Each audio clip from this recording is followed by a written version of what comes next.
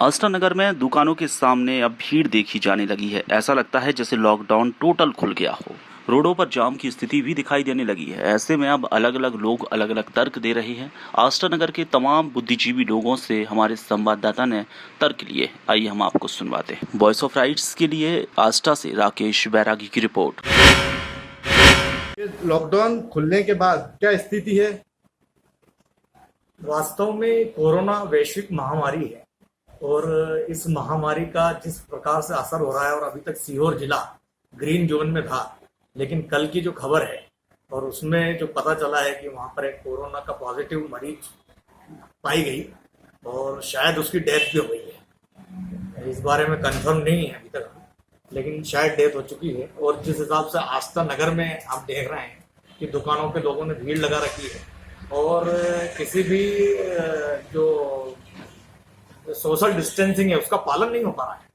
आप भी अगर देखेंगे तो ये हालात बने हुए हैं, कभी भी इस महामारी का रौद्र रूप देखने को मिल सकता है, जबकि पब्लिक को इस मामले में समझना चाहिए।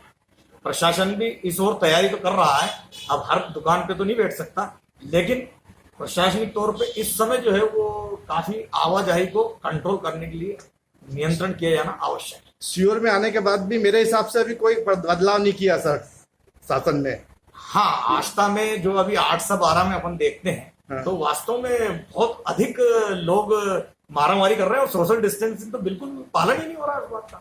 इस तरह चलता रहा तो शायद आस्था में भी आ सकता है क्या? बिल्कुल संभावना से इनकार नहीं किया जा सकता। और आप देखिए कि ये 1920 में इसी प्रकार से महामारी आई थी जिसको काला बुखार कहते हैं।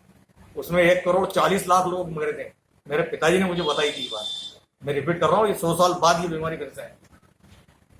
और बहुत ध्यान रखना चाहिए लोगों का इस मामले में। वास्तव में सोशल डिस्टेंसिंग का पालन करना चाहिए और मास्क भी पहनना चाहिए, ताकि ये थूक वगैरह उड़ने में से भी जो है ये बीमारी बढ़ती है।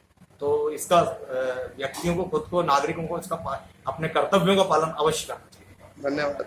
छूट मिली, इससे आप क्या कहना चाह रहे हैं? इसमें सबसे ज्यादा काश्तकार को उनका घरेलू सामान, कृषि सामान सभी मिल रहा है। हमारा निवेदन है, हम रेट भी अच्छे दे रहे हैं, उनका समय बढ़ाया जाए, बस मंडी का समय बढ़ाया जाए, ताकि वो घर सामान लिया है, मंडी छूटती है तो सामान कैसे जाएगा अगर दुकान बंद हो जाती है तो। नाम बता दो अपना। अनिल राठौर। समझ जाओ यारो, दुश्मन पास है, घर में रहना ही बस एक आस है। हाँ, सरकार ने लॉकडाउन में छूट दी है, लेकिन आप बाहर जाके देखिए, ऐसा लग रहा है बाजार में जैसे मेला हो, कोई त्योहार चल रहा हो। मेरे को समझ में आ रहा है जनता क्या समझ नहीं पा रही है। मैं आपको एक आंकड़ा बताना चाहता हूँ। यूएसए में, अमेरिका में अभी तक 75,000 लोग मर चुके हैं। उसकी जनसंख्या है 33 करोड़। भारत में भले ही अभी 1800 मौत हुई है, लेकिन भारत की जनसंख्या है 1,31 करोड़। अगर भारत में कोरोना का स्प्रेडेशन तेज हो गया तो मरने वालों की संख्या क्या होगी आप और मैं जानकारी नहीं लगा सकते। कल 7 मई थी, कल 56,000 केस भारत में रजिस्टर्ड हुए हैं।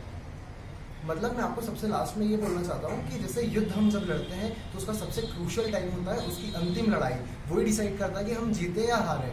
ये टाइम भी वही है। हमको एक आम नागरिक की तरह सोचना है, सरकार और प्रशासन पर डिपेंड नहीं रहना है। हम लोग को अपना निर्णय लेना है कि हम लोग इस लड़ाई को कैसे जीते, कैसे अपने क्षेत्र को सुरक्षित रखें। आपको पता होगा कि सीहोर में कल ही एक कोरोना पॉजिटिव रजिस्टर हुआ है। हम कैसे मान लें कि आश्रम में कल वो नहीं आएगा? इसलिए जनता को भागीदार बनना है इस मुहिम में। और याद रखिए, कोरोना का स्प्रेडेशन को रोकने के लिए सबसे अच्छा तरीका यह है घर में रहें, सुरक्षित रहें और सबको इसी बारे में जागरूक करें।